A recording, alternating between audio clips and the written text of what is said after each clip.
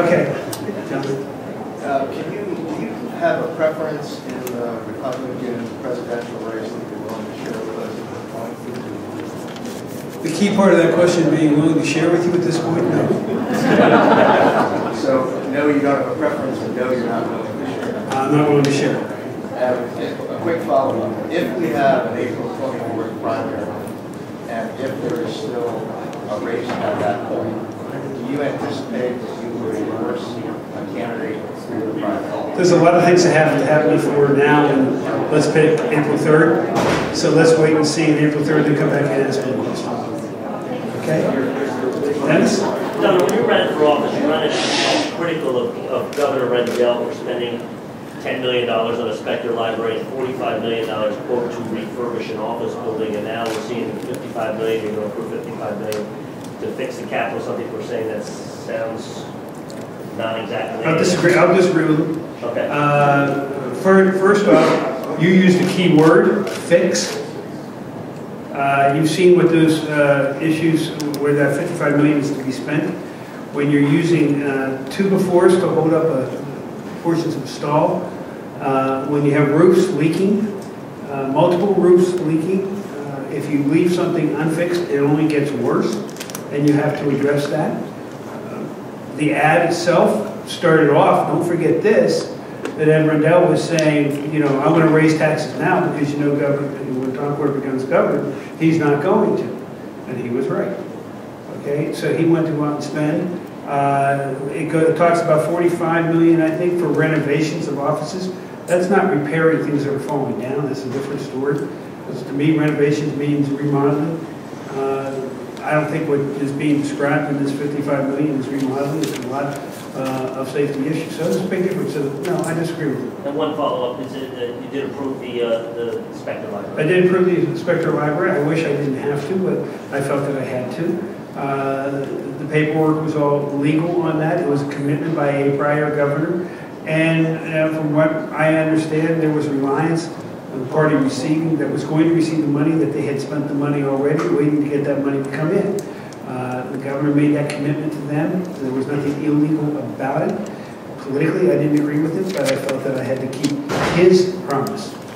You won't see those kind of promises and those kind of projects from me.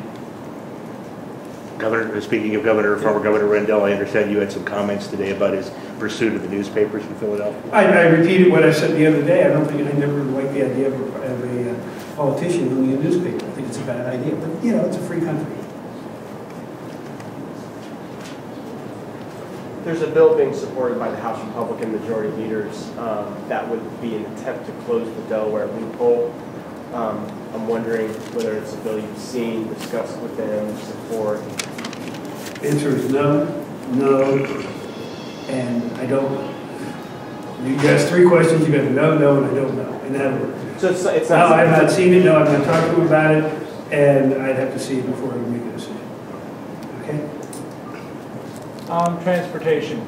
Can you tell us at least when to look for the puffs of smoke coming from your office? I mean, if Barry Schultz's commission had impregnated this back in July, it would be almost viable outside the womb now. Say that again? It would be viable. Not born, it would be viable. It was viable outside the womb now.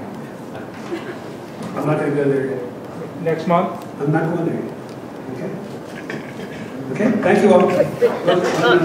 Amy, you get the last one. Okay, on the redistricting question, we have Senate Republican leaders saying the date will happen as it's scheduled with the old maps. The Republican House leaders say maybe not. What do you think should happen? Well, every day that goes by makes it harder. Everybody has filed their paperwork. The nominating petitions, I guess, I forget the challenge period over yet. It's not as real close to being over.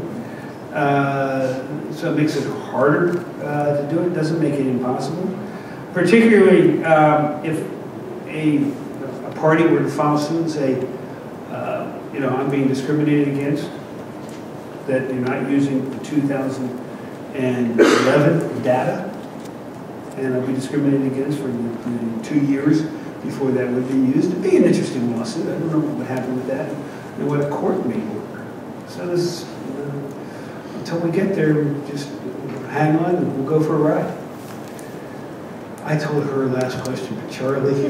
Well, just following up on Pete, you say you're not going there yet. Will you likely go there on the transportation in March? I told you we will have something on transportation. I didn't give you an exact date, and I'm not going to go into an exact date right now. Okay. John, did you have something? Because I saw you moved. No, Charlie just stole my thunder, but thank you. Okay. Thank you.